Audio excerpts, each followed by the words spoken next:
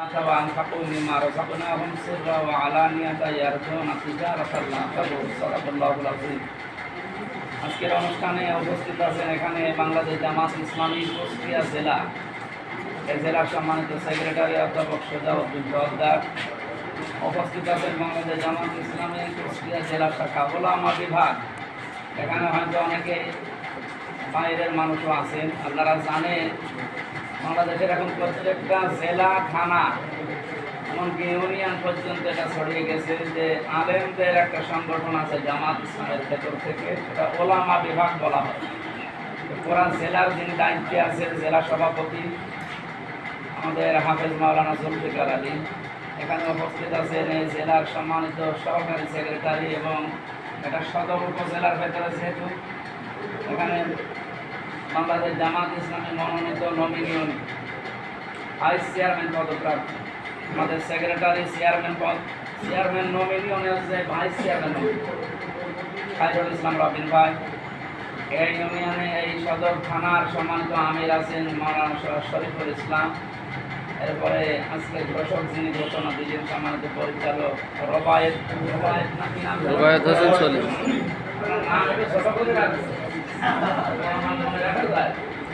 Union আমির আমাদের ইউনিয়নের আমির আছে মাওলানা রুহুল আমির।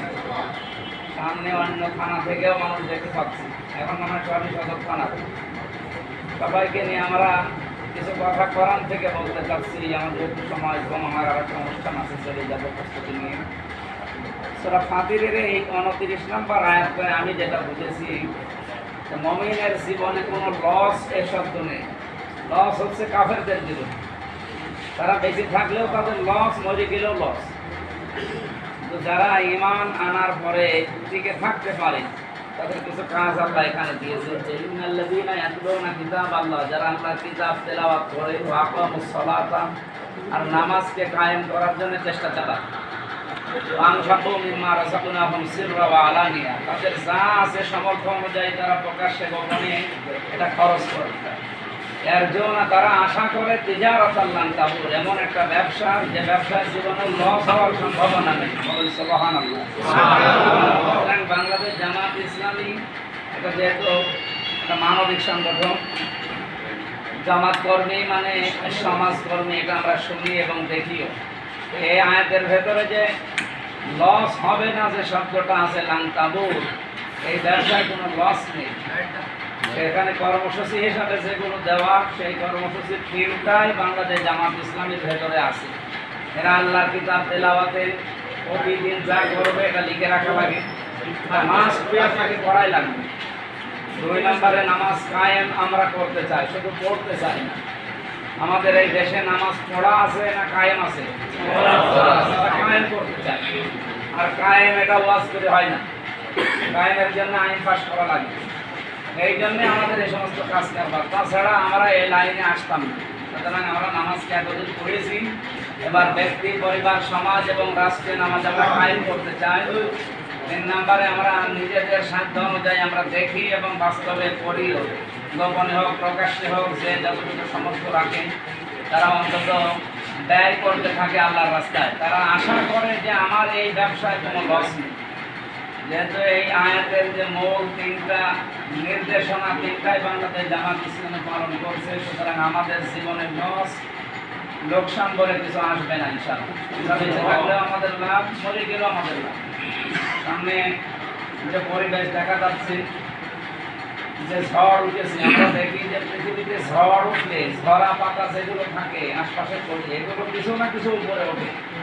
এবার যে ঝড় উঠেছে, আমরা যারা এদিক ওদিকে ছড়িয়ে ছিটিয়ে আছি, আমরা এবার উপরে চলে যাবো ইনশাআল্লাহ। ডাকসু এবং ডাকসু নির্বাচনের পর দেশের অবস্থা কিন্তু পাল্টিয়ে গেছে। বাংলাদেশের বিভিন্ন জেলায় আমার যাওয়া লাগছে এখন, তার কারণ পাবনায় ছিলাম। আমার মনে হয় পাবনায় এখন ইন্ডিয়ান আমেজ আরম্ভ হয়ে গেছে। আজকে গাইবান্ধা যাবো এদিকে। সারা দেশের অবস্থা এক ঝড় উঠেছে, এই ঝড় যেন না থামে। কিছু না পারলে অন্তত আপনি একটু হো হা করেও ঝড়টা ঠিক রাখবেন। আপনি লাইনে থাকেন, আল্লাহ বাকি ব্যবস্থা করবেন। এই জন্য বদরের ময়দান সামনে আসতেছে। আমরা বদরের ময়দান নাম শুনেছি। বদরের ময়দান কেন বলছি? পৃথিবীতে বদরের ময়দানই একমাত্র ময়দান যেখানে গেলে সে জান্নাতি কনফার্ম।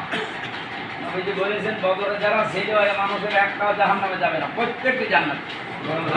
আমরা কি বদর দেখেছি? ১,৫০০ বছর আগে এটা পার হয়ে গেছি, এখন সামনে বদর আসবে। কারণ ওই সময়ও ইসলাম টিকে থাকা না টিকে থাকার প্রশ্ন, বাংলাদেশেও এখন টিকে অবস্থা। এদেশেও এখন ইসলাম টিকে থাকবে কি না থাকবে সেই অবস্থা কিন্তু বিরাজমান। কঠিন অবস্থা চলছে, আপনি টের পাচ্ছেন কিনা জানি না। আল্লাহ যেহেতু একটা ব্যবস্থা ঘুরিয়ে দিয়েছে, এখন যুক্তরাষ্ট্রের হাই কমিশনার, পাকিস্তানের হাই কমিশনার, লন্ডনে, কানাডা, সবগুলো আমাদের জামাতের সাথে এসে সাক্ষাৎ করছে। তার মানে ভেতরে কিছু চলছে। আশা করছে একটা ভালো ফল আল্লাহ আমাদের হাতে তুলে দেবে। আমাদের ইখলাস আল্লাহ দেখে অবশ্যই আমাদেরকে দেবে। আমরা ইখলাস তৈরি করে, আমার সামর্থ্য আছে 1 লাখ দেওয়ার, আমি 1 লাখ দেবো। আপনার যদি 1 টাকা সামর্থ্য থাকে আপনি 1 টাকা দিন। আমার কথা বুঝতেছেন? আমার 1 লাখ যা, আপনার 1 টাকায় তাই।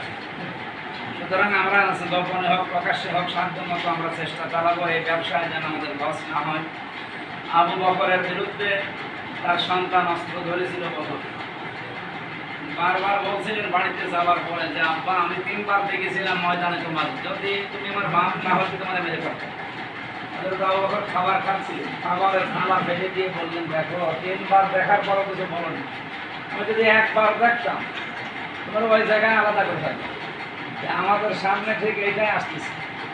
এখন অনেক স্বামী তার স্ত্রীর বিরুদ্ধে যাবে, অনেক স্ত্রী তার স্বামীর বিরুদ্ধে তার অবস্থান নেবে, অনেক বাবা তার সন্তানের বিরুদ্ধে অবস্থান অলরেডি নিয়েছে, অনেক সন্তানও তার বাবার বিরুদ্ধে অবস্থান নিয়ে ফেলেছে। আমাদের কুষ্টিয়ার পাটিকাবাড়ি ইউনিয়ন, আমার নিজের এলাকা, পাটিকাবাড়ি ইউনিয়নের বিএনপির যিনি দায়িত্বে আছে তার ছেলে আমাদের রতন এবং ওখানকার ওলামা বিভাগের সভাপতি বাবার ছেলের ভেতরে এখন সেই বদরের ময়দানের মতো আরম্ভ হয়েছে। উনি আমাদের পক্ষে সামনের কাতারে মিছিল করছেন, চেষ্টা চালাচ্ছে ওনার বাবা জাকিরের সামনে মিছিল করছে। বদরের ময়দান ছাড়া আর কি? আমরা চাই আল্লাহর বিধান কায়েম করতে, ওনারা চায় মানুষের আইন তৈরি করতে। এই জন্য বাংলাদেশে এখন দল 2টা, আমি সারা দেশে এটাই প্রচার করি, একটা আল্লাহর দল, একটা শয়তানের দল। সে নামে আসুক না কেন, মানুষের তৈরি করা আইন যারা কায়েম করতে চায় এরা কি আল্লাহর দল না শয়তানের দল? আমাদের আর যাই হোক, আমরা কি জীবনও কোনোদিন মানুষের তৈরি করা আইন কায়েম করবো? আল্লাহর আইন কায়েমের পক্ষে আছি। উলাইকা হিজবুল্লাহ উলাইকা হুমুল মুফলিহুন। যারা আল্লাহর দল, আল্লাহ বলেন এরা সফল হবে। আমরা সেই আশা রাখছি এবং সেই আশাবাদ ব্যক্ত করে আমার কিছু কাজ আছে ওগুলো করে আমি আপনাকে 8টায় কল দিচ্ছি। বিশেষ করে আসেন।